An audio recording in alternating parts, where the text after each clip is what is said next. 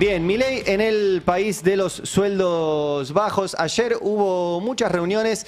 Todas apuntaron a que cada día ganemos menos. Ayer hubo reunión del Consejo del Salario entre el sector empresario, el sector sindical y el Estado. Bueno, no hubo acuerdo y lo que propuso el sector empresario fue un aumento, escuchan bien, de 4.000 pesos.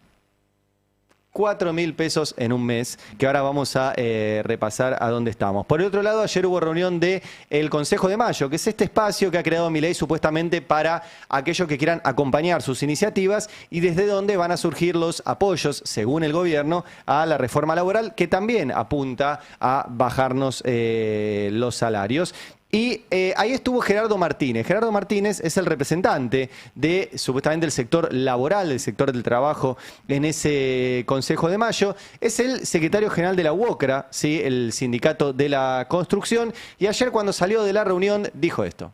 Venimos a generar una propuesta para construir un camino donde tengamos una posibilidad de generar puestos de trabajo, pero tiene que haber un modelo económico sobre la base de la producción, el crecimiento y el desarrollo. ¿Hay algún mandato de la CGT, Martínez? ¿Hay algún mandato de la CGT? El mandato de la CGT es muy claro, está definido en los distintos documentos y por lo tanto venimos con argumentos sólidos como para defender nuestra postura. ¿Va a sugerir que el nuevo triunviro venga, sea convocado aquí en Casa Rosada para dialogar sobre la reforma? Por supuesto, la CGT tiene que tener una presencia activa sobre la base del diálogo, con coherencia, con autonomía en la definición de los intereses que representa. ¿Una reforma laboral que va en contra de los trabajadores? No aceptaremos ninguna reforma laboral que signifique pérdida de derechos. Bueno, el problema es que la reforma laboral ya se hizo de hecho. La pérdida de derechos ya existe de hecho. Y lo que sucede cuando el sueldo no alcanza y cuando empieza a caer el trabajo es que los trabajadores empiezan a aceptar condiciones de trabajo que no son las deseables porque si no, no tienen trabajo y no tienen ingresos. De hecho, ahora les voy a mostrar sector por sector, pero es notable el rol de Gerardo Martínez, que con su presencia avala la existencia de este Consejo de Mayo, siendo que no tiene ni poder real, ni lugar de decisión real, ni representación real del sector de los trabajadores. Ayer habló a la tarde, pone el tape número 24, ayer habló a la tarde con Mariano Martín y habló justamente de este Consejo de Mayo. A ver. Va a haber una reunión posiblemente, lo digo posiblemente porque no está confirmada para los primeros días de mayo, como para hacer un cierre me parece, digamos, formal. Por ahí formal, pero indudablemente yo apuesto que es necesario encontrar otro camino. Si es el único camino, entonces me parece que la verdad que observo que para adelante una situación de conflictividad no deseada por nosotros, pero que la realidad nos va a llevar a esa situación. Bueno, entonces ¿para qué va?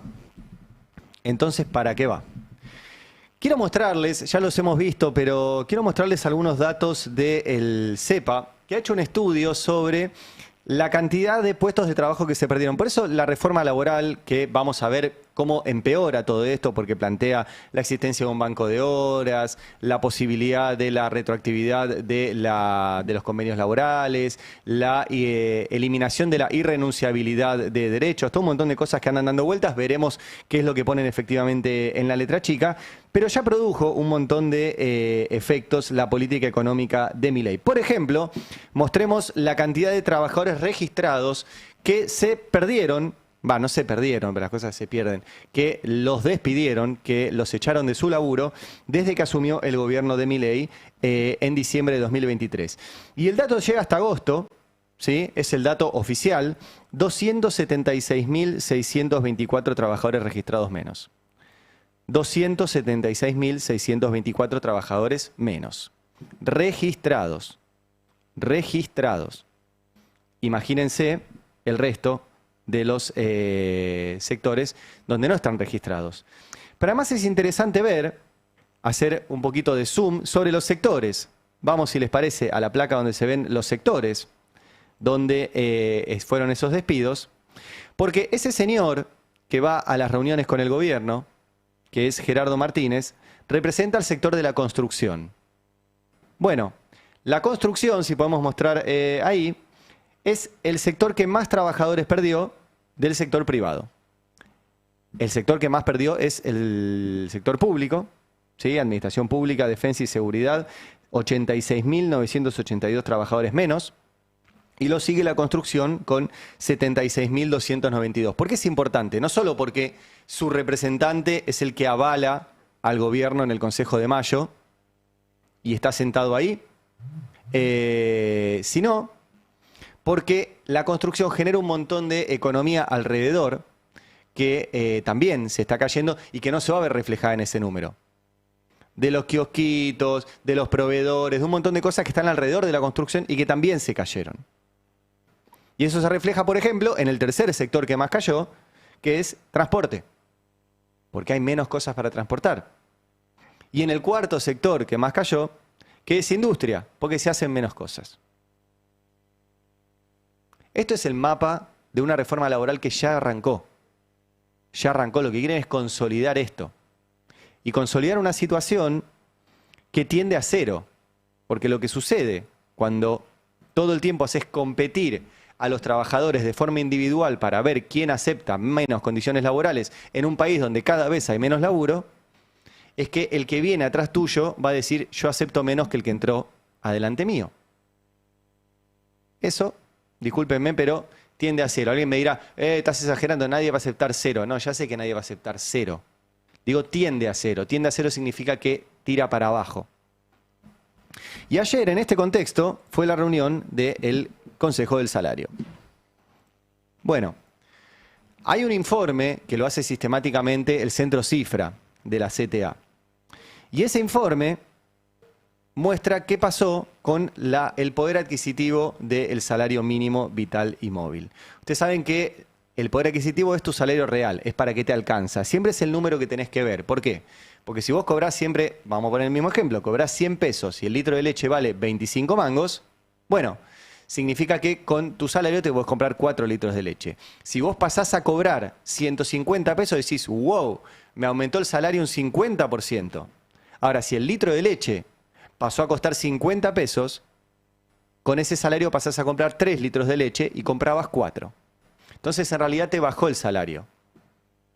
Eso es el salario real, el poder adquisitivo del salario. Bueno, en este gráfico que estoy mostrando, se ve qué pasó con el salario mínimo y el poder adquisitivo de ese salario mínimo desde 1994 hasta ahora.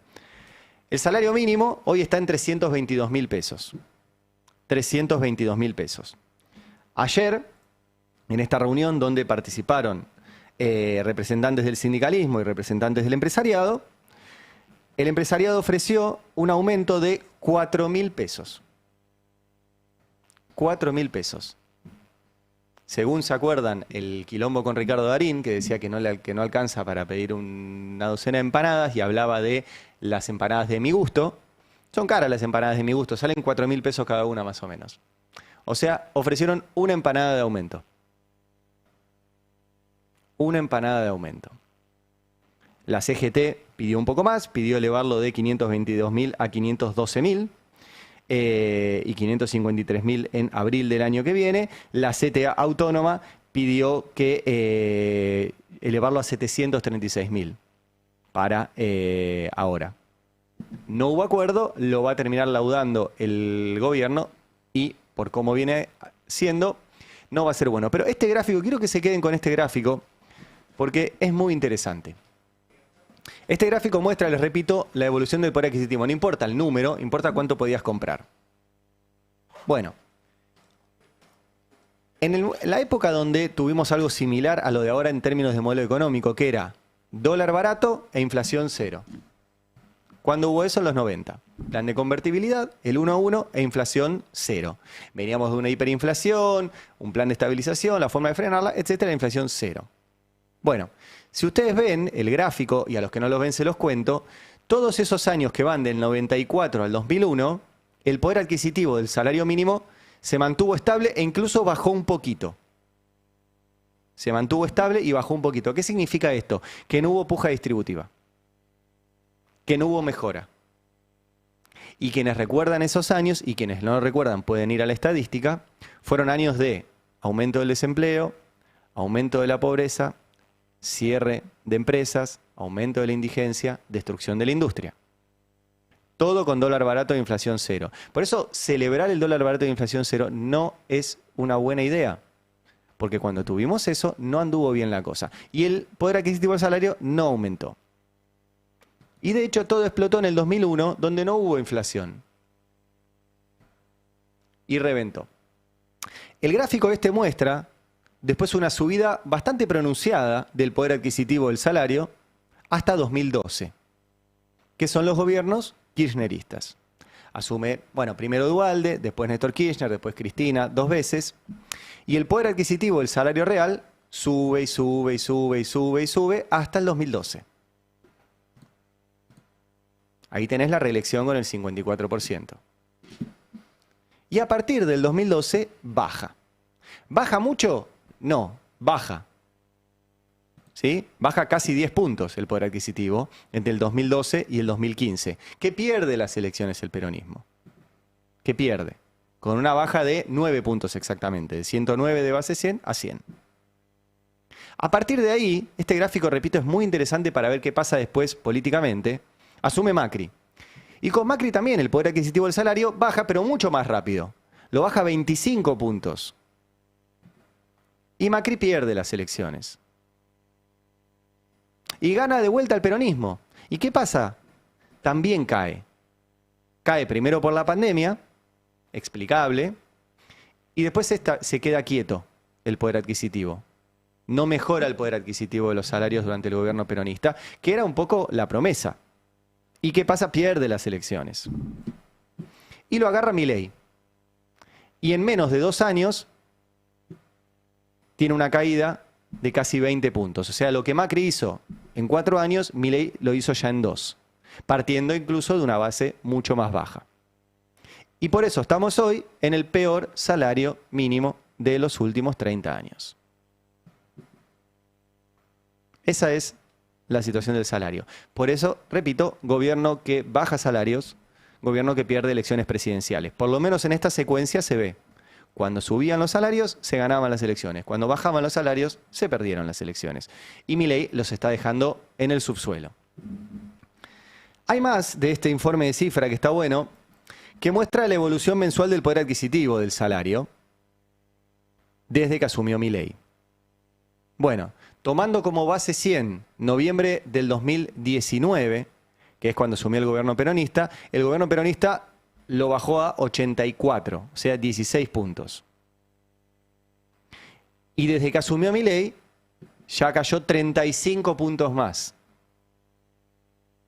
Para resumir, hoy el poder adquisitivo del salario es la mitad que cuando asumió el último gobierno peronista, el de Alberto Fernández, y es 35% menos que cuando asumió Milei.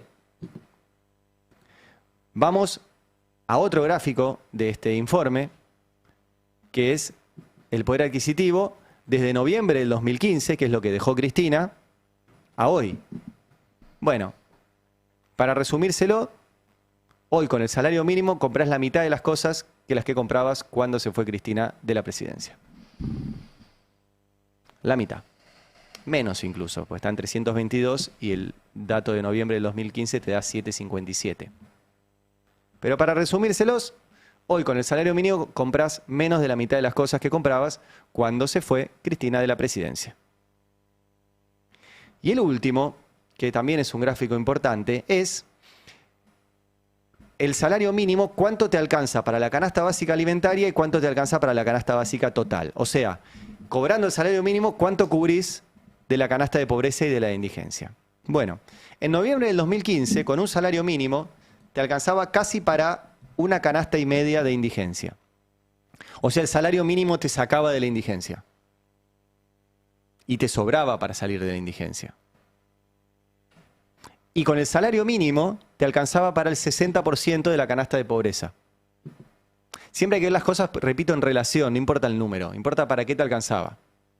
Hoy, con el salario mínimo, no cubrís la canasta de indigencia. Cubrís apenas el 59,8% de la canasta de indigencia y cubrís el 25% de la canasta de pobreza, sin contar alquiler. O sea que el deterioro es brutal. Brutal. Y alguien me dirá, ¿pero estás diciendo que el deterioro arrancó en 2012? Sí. 2012, 2013, cayó pero poquito. Y a partir del 2015 es la caída fuerte, fuertísima, que se profundiza en los gobiernos de derecha. Y no se recuperan los gobiernos peronistas. Cayó con Macri, no se recuperó con Alberto, cae con Milei, veremos qué pasa con el próximo gobierno. Pero estas relaciones son las que tienen que ver. El poder adquisitivo, bueno, cada vez alcanza para menos y es el peor número en 30 años. Hoy salió también en el boletín oficial la jubilación mínima, está casi lo mismo, ahí la tienen, 340.879 pesos. Explícame cómo hace un jubilado, al cual también le cortaron los medicamentos para sobrevivir con la mínima. Es realmente inviable. Y entonces te dicen, bueno, el problema fue que jubilaron a un montón de gente y le regalaron las jubilaciones y así el sistema no funciona. Y vos decís, bueno, hay un punto cierto de eso. El sistema es un sistema solidario. Los que trabajamos hoy sostenemos a los jubilados de hoy. Como los que trabajamos hoy somos más que los jubilados, nosotros aportamos una parte de nuestro sueldo de la base de la pirámide, por eso se llama pirámide, que sostiene la punta de la pirámide, que es más chica, como cualquiera que haya visto una pirámide o se imagine una pirámide, entiende. Lo que pasa es que se está achicando la base. Si vos achicás la base de aportes, esa pirámide se transforma en una torre. Entonces es imposible que los menos trabajadores de hoy sostengamos a los jubilados de hoy. No dan las cuentas. Las moratorias lo que hicieron fue reconocerle a millones de personas y sobre todo mujeres que habían laburado y que no les habían hecho los aportes porque estaban sin registrar o porque habían hecho trabajo doméstico no remunerado en sus casas, que genera mucho a la economía y no es reconocido, tuvieran el derecho a jubilarse. ¿Puede funcionar ese sistema? Alguien te dirá, es discutible. Yo creo que si hay más trabajo, ese sistema de reconocer a los que laburaron puede funcionar. Ahora, no puede funcionar si hay cada vez menos laburo. Es obvio que no puede funcionar. Pero el problema no es que se le reconoció el derecho de la jubilación a millones de personas, y sobre todo mujeres. El problema es que no hay laburo. El problema es que se van las empresas. El problema es que cierra la industria. El problema es que se perdieron ya 280.000 puestos de trabajo registrados. Debe haber otro tanto no registrado. El problema es que hay 20.000 empresas menos. Ese es el problema del sistema. El problema es que hay menos consumo, que también sostiene las jubilaciones. Ese es el problema. Ayer salieron los datos del Centro de Investigación de la UIA, de la Unión Industrial Argentina, que participa del Consejo de Mayo, que participa de la reunión del Consejo del Salario Mínimo, y que su centro de estudios demuestra esto. ¿Qué está pasando con la industria? El comparativo lo hacen ellos, así que pregúntele a ellos por qué ponen contra 2022 la comparativa. Pero lo que ven es que en octubre todos los datos de industria están en rojo comparado con 2022. El gobierno peronista en el cual nada funcionaba. Pospandemia, o sea, están en rojo contra la pospandemia. Inflación, Massa, Guzmán, quilombo con el FMI, emisión monetaria, todas esas cosas están en rojo contra eso. Todo excepto el aluminio. Están en verde contra 2024, que fue el año pasado, que fue un año pésimo. Y están casi todos en amarillo y rojo contra el mes pasado. Y ni hablar las exportaciones. La liquidación de divisas agroindustriales está 80% en rojo comparando con septiembre y 15% abajo de 2022. Recién está arriba del año pasado, que fue un año, repito, pésimo. Pésimo. Y las exportaciones hacia Brasil, que es nuestro principal socio comercial, todo en rojo. Todo en rojo. Estos son los datos que da la UIA. En el índice Construya, despachos de cemento, producción de autos, patentamiento. Así están. Después van y ofrecen 4.000 pesos de aumento al salario mínimo. Y en este contexto, ayer se hizo bastante conocido, porque la marca es conocida, el caso de Whirlpool. Whirlpool, industria, manufactura, electrodomésticos, mueve mucho la economía, en consumo, en cantidad de trabajadores. Y ayer estaba esta imagen, la salida del último día de trabajo de 300 trabajadores de Whirlpool. 300 laburantes. Y uno de ellos se llama Ignacio Cabezas. Habló ayer acá en el Destape con Mariano Martín y contaba un poco cómo fue este momento. Mirá. Me gustaría saber si esto fue sorpresivo de alguna manera para ustedes. ¿Tenían indicios de que esto podría suceder? Sí, fue completamente sorpresivo.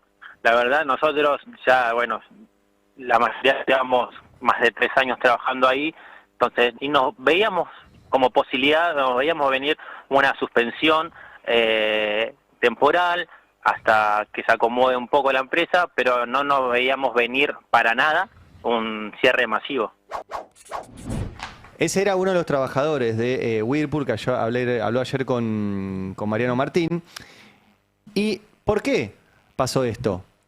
Bueno, escuchen a este trabajador de Whirlpool decir qué es lo que va a pasar con esta empresa. Y bueno, mira, lo que se nos comentó hoy, en el transcurso de todo el día, es que, bueno, sí, Whirlpool se va, o sea, deja de fabricar en la Argentina y se va a importar, se va a traer desde afuera. La planta que nosotros trabajábamos se dedicaba a fabricar lavarropas. Veníamos en una producción de entre 600, casi 700 lavarropas por día. Era como nuestro récord. De hacer ese promedio, la semana pasada se bajó a 400 lavarropas por día. La semana pasada, bueno, le echaron a la gente eventual, le finalizaron el contrato y bueno, ahora nos tocó a nosotros, a los efectivos. Bueno, van a traer los lavarropas de afuera. País de sueldos bajos, dólar barato, aumento de importaciones, baja de las exportaciones. Esta fábrica se había hecho para vender acá y para exportar.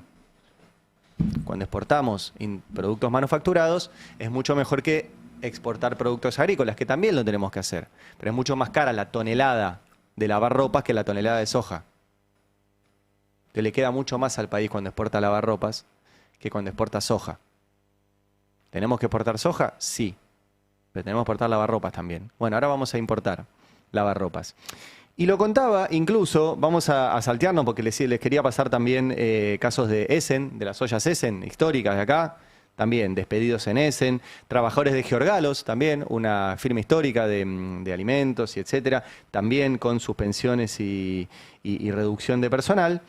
Pero quiero que escuchen, vinculado a esto de Whirlpool, lo que dijo Paolo Roca, que es el dueño de la Unión Industrial Argentina, que es uno de los empresarios más importantes del país, que solo se cuida él mismo, pero que incluso así contaba hace poquitos días en la conferencia industrial de la UIA qué estaba pasando justo con los lavarropas, lo que hace Whirlpool. Y escúchenlo. Apertura racional.